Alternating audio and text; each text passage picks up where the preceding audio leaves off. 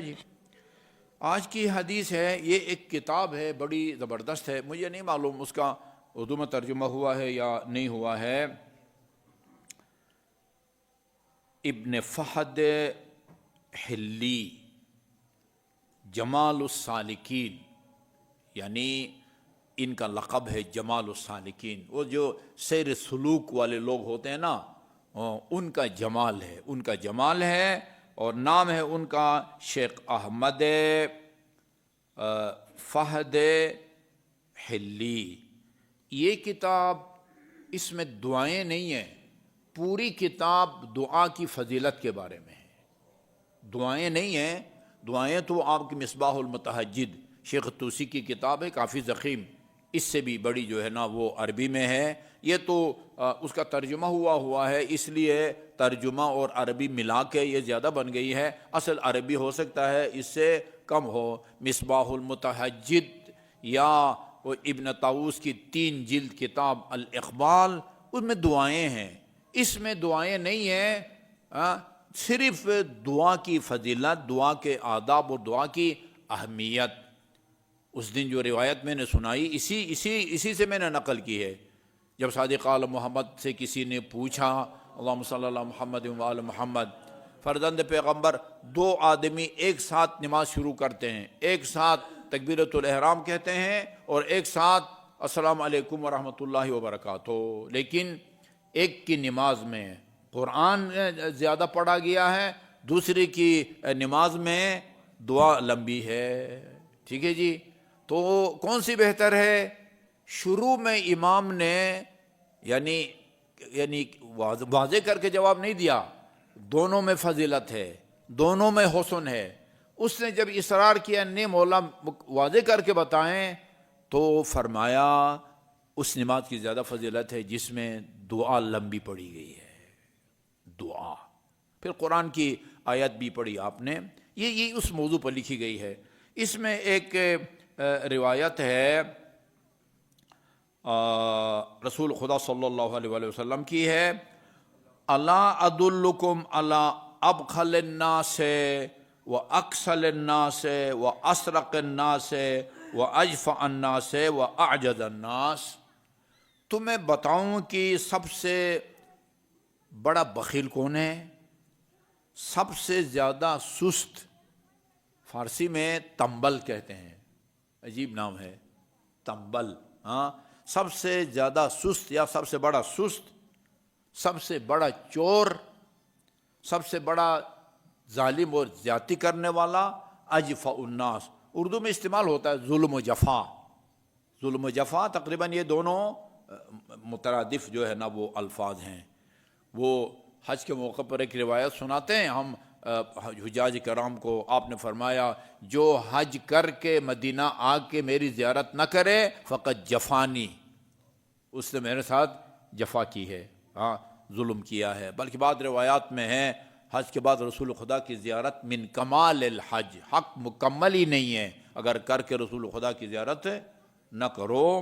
اچھا، اجفع الناس واعجز الناس، سب سے زیادہ عاجز، بے بس، یہ کتنے لوگ ہو گئے جی؟ سب سے بڑا بخیل، سب سے بڑا سست آدمی، سب سے بڑا چور، سب سے بڑا ظالم، اور سب سے بڑا عاجز اور بے کس۔ قالوا بلا یا رسول اللہ، بتائیں، ضرور بتائیں۔ اما ابخل الناس فرجل یمر بمسلم ولم یسلم علیہ، سب سے بڑا کنجوس آدمی وہ ہے جو کسی مسلمان کے قریب سے گزرے اور اس کو سلام نہ کرے۔ ادھر مومن وغیرہ کی بات نہیں ہو رہی ہے، مسلمان جی، لا الہ الا اللہ محمد رسول اللہ کا اقرار کرتا ہو، وہ کسی جگہ بیٹھا ہوا ہو اور وہاں سے آپ گزریں اور اس کو سلام نہ کریں۔ ٹھیک ہے جی، یہ بھی ہے، اس کو بھی بخیل کہا گیا ہے، اور آپ نے اس آدمی کو بھی بخیل کہا گیا ہے کہ جو آن حضرت کا نام سنے اور آپ کی آل پر صلوات نہ بھیجے۔ اللہم صلی علی محمد و آل محمد۔ بلا یا رسول اللہ، جی ضرور بتائیں۔ اما ابخل الناس فرجل یمر علی بمسلم ولم یسلم علیہ. اچھا جی. واما اکثر الناس، سب سے زیادہ سست آدمی کون ہے؟ فرمایا فرجل فعبد صحیح، ایک آدمی صحیح ہے، الحمدللہ گونگا نہیں ہے، لا یذکر اللہ بشفت ولا لسان، جو لبوں، دیکھیں آیت اللہ محسنی کہتے تھے کہ میں آپ کو ایک ذکر بتاتا ہوں کہ جس میں ریاکاری کا کوئی چانس نہیں ہے. 10 بندے بیٹھے ہیں، ان دونوں کے درمیان میں آپ وہ ذکر جاری رکھیں، کسی کو پتہ نہیں چلے گا کہ یہ جو ہے نا وہ ذکر پڑھ رہا ہے. وہ کون سا ہے؟ لا الہ الا اللہ. لا الہ الا اللہ. وہ کس طرح بندے کو پتہ چلتا ہے لوگوں کو یہ ذکر پڑھ رہا ہے؟ جب لب ہلے نا، لب ہلے، بے بولیں لب ہلتا ہے، ہاں میم بولیں لب ہلتا ہے. لا الہ الا اللہ میں کوئی ایسا حرف نہیں ہے جس سے آپ کے لب ہلیں.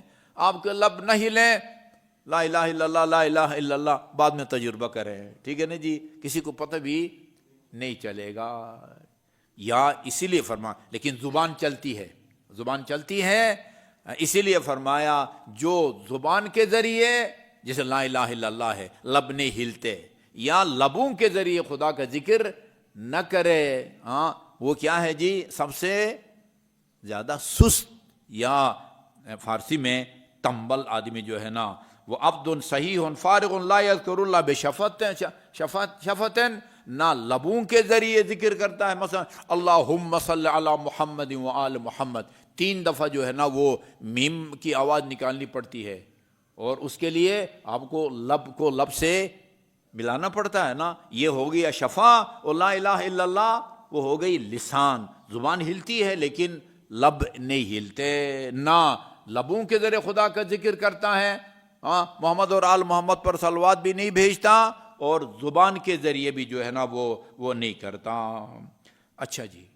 سب سے بڑا چور، لوگوں کا پیسہ چرانے والا، لوگوں کی پتہ نہیں گاڑیاں چرانے والا، اس کو رسول خدا نے نہیں فرمایا کہ جو 0 میٹر گاڑی چورائے وہ سب سے بڑا جو ہے نا وہ چور ہوتا ہے، نہیں. اما اسرق الناس فالذی یسرق من صلاتہ تلف کما یلف الثوب. یہ دیکھیں کپڑا جو ہے نا وہ ایک سخت قسم کے، وہ پتہ نہیں لکڑی کا یا ہوتا نا، یوں لپیٹنا نا، دھاگے کو، کپڑے کو کسی کے اوپر یوں لپیٹنا، جو نماز کو اس طرح لپیٹے، اس طرح جلدی جلدی جلدی جلدی. کئی لوگوں کو میں نے دیکھا ہے رکوع سے مکمل طور پر سیدھا کھڑا ہو جانا یہ رکوع کا حصہ ہے. اگر تھوڑا سا سر اٹھائیں پھر آپ سجدے میں چلے جاتے ہیں، سیدھا کھڑے نہ ہوں، یہ رکوع آپ کا صحیح نہیں ہے. سجدے سے فارغ ہونے کے بعد سبحان ربی الاعلی و بحمدہ اللہم صلی اللہ محمد و آل محمد، سیدھا بالکل کھڑا بیٹھ جانا جس طرح تشہد پڑھتے ہیں وہ سجدے کا حصہ ہے. بہت لوگوں کو دیکھا ہے سبحان ربی الاعلی کے بعد تھوڑا سا سر اٹھایا، سیدھا بیٹھتے نہیں ہیں، وہیں سے دوبارہ چلے جاتے ہیں. میرا خیال میں اہل سنت برادران کہاں شاید رکوع سے مکمل طور پر جو ہے نا وہ کھڑا ہونا ضروری نہیں ہے، اس لیے ہم نے مسجد الحرام میں بھی دیکھا ہے تھوڑا سا اٹھے اور وہیں سے پھر دوبارہ سجدے میں گر جاتے ہیں. نہیں، یہ کیا ہے؟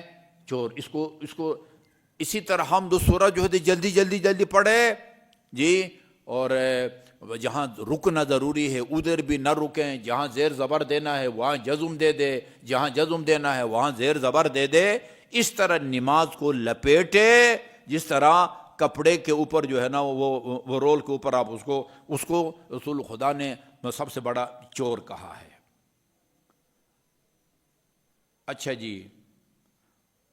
کما یلف الثوب الخلق فیض بوجہ، آگے صاحب یہ بھی بتایا فیضرب بہا وجہ، ایسی نماز گزار کے منہ پہ جو ہے نا وہ مار دی جائے گی. اتنا بھی تمہیں حوصلہ نہیں ہے. اچھا، یہ کچھ لوگ حوصلہ ہوتا ہے مسئلہ سے آگاہ نہیں ہوتے. ورنہ کتنا ٹائم لگتا ہے بھائی، سجدے سے سیدھے بیٹھ جائیں یا سجدے سے مکمل طور پر نہ بیٹھیں اور آدھا سر اٹھا کے واپس چلے جائیں، سیکنڈوں کی بات ہوتی ہے نا، ٹائم ہوتا ہے، لیکن مسئلہ سے آگاہ نہ ہونے کی وجہ سے چلیں جی کیا ضرورت ہے سیدھا کھڑا ہونے کی، رکوع سے، ٹھیک ہے نا، بس سمع اللہ لمن حمیدہ، تھوڑا سا اٹھے اور پھر سجدے میں گر گئے، نہیں، اس سے اصلا نماز باطل ہوتی ہے۔ مکمل کھڑا ہونا رکوع کا حصہ ہے، سجدہ کر کے مکمل بیٹھ جانا اور پھر تسلی سے استغفر اللہ ربی و اتوب الیہ بولنا، جس کو سجدہ وہ اس کو جلسہ استراحت کہتے ہیں۔ جلسہ استراحت یعنی سکون کے ساتھ مکمل طور پر بیٹھ جائے پھر دوسرے سجدے کے لیے چلے جائے، فرمایا کہ یہ منہ پر مار دیا جاتا ہے۔ جی وما اجفنا سے یہ آ گیا، اور سب سے بڑا زیادتی کرنے والا وہ کون ہے؟ فرجل ذکرت بین یدیہ ہے، اس کے سامنے میرا نام لیا جائے، فلم یصلی علیہ۔ اچھا، یہ میں بار بار مجالس میں بھی عرض کر چکا ہوں کہ رسول خدا نے فرمایا کہ مجھ پر صلوات بھیجو، مجھ پر صلوات بھیجو، جو مجھ پر صلوات نہ بھیجے وہ کنجوس ہے۔ حتیٰ قرآن میں بھی سورہ احزاب کی آیت نمبر 56 میں ان اللہ و ملائکتہ یصلون علی النبی، ادھر صرف نبی کا ذکر ہے، آل کا ذکر قرآن میں بھی نہیں ہے، لیکن جب پوچھا گیا کہ آپ پر صلوات کا کیا طریقہ ہے، پھر بخاری میں بھی اور ہماری کتاب وسائل الشیعہ کے اندر بھی بتایا، ہاں مجھ پر صلوات بھیجنے کا طریقہ یہ ہے، وہی درود ابراہیمی، اللہم صلی علی محمد و آل محمد کما صلیت و بارکت و ترحمت علی ابراہیم و آل ابراہیم انک حمید مجید۔ یہاں بھی آپ نے فرمایا ہے ولم یصلی علیہ، مجھ پر صلوات نہ بھیجیں، آپ پر صلوات بھیجنا، آل کا ذکر نہ کرنا بہت سختی سے منع فرمایا ہے۔ رسول خدا نے فرمایا ہے کہ لا تصلوا علیہ صلاۃ بترا، ناقص درود نہ بھیجا کرو میرے اوپر۔ یہ سورہ کوثر میں جو آخر میں ہے نا، ان شانئک ھو الابتر، وہ ابتر مذکر کے لیے استعمال ہوتا ہے، بترا یہ مؤنث کے لیے استعمال ہوتا ہے۔ ادھر ہے ان شانئک ھو الابتر، جو آپ کو لاولد ہونے کے طعنے دیتے ہیں، بیٹی کے ذریعے قیامت تک آپ کی نسل، میرا خیال میں آج سے 60-70 سال پہلے کتاب لکھی ہے سید کاظم قزوینی نے، فاطمہ مہد سے لے کر لحد تک، اس کے اندر 60-70 سال پہلے کہا ہے کہ اس وقت ایران، عراق، افغانستان ملا کے 35 ملین سادات ہیں۔ آج سے 60-70 سال پہلے 35 ملین سادات ہیں۔ ہاں وہ جو کہتے تھے ان شانئک ھو الابتر، ہاں اس کی آج نسل کا کوئی عطا پتہ نہیں ہے، اور جن کو طعنے دیا جا رہا تھا اللہ تعالیٰ نے کوثر کے ذریعے، خاتون جنت کے ذریعے، ہاں اب یہ کوئی شیعہ ہے کوئی سنی ہے، حتیٰ سپاہ صحابہ کے بہت بڑے عہدیدار ہیں جو شیعوں کو کافر سمجھتے ہیں، لیکن ہے سید، یہ مانسرک کی پٹی میں نام بھی سارے جو ہے نا وہ والے ہیں، اہل بیت والے ہیں، عاشق حسین، عنایت حسین، بخاری، لیکن وہ شیعہ نہیں ہیں، لیکن ہیں سید، ٹھیک ہے نا جی۔ تو فرمایا کہ یہاں بھی اگر فرما لم یصلی علیہ کا مطلب یہ نہیں ہے کہ آن حضرت پر صلوات بھیجیں اور آل کا نام نہ لیں، نہیں، آپ پھر بھی جو ہے نا کنجوس ہیں جب تک آپ کے ساتھ آپ کی آل پاک کا نام نہ لیا جائے۔ اللہم صلی علی محمد و آل محمد۔ اچھا جی، اور آخری وَأَمَّا أَعْجَزُ النَّاسِ، سب سے زیادہ عاجز اور ناتوان آدمی، فَمَنْ يَعْجِزُ عَنِ الدُّعَاءِ، جو خدا سے مانگنے سے عاجز ہو۔ یہ پوری حدیث لائے ہیں اس آخری کی خاطر، چونکہ کتاب کا موضوع نماز نہیں ہے، کتاب کا موضوع جو ہے نا نماز پڑھنا یا وہ نہیں ہے، یہ دعا کی بات ہے، اس لیے فرمایا کہ وَأَمَّا أَعْجَزُ النَّاسِ فَمَنْ يَعْجِزُ عَنِ الدُّعَاءِ، جو اللہ تعالیٰ سے دعا کرنے سے عاجز آ جائے۔ اللہم صلی علی محمد و آل محمد۔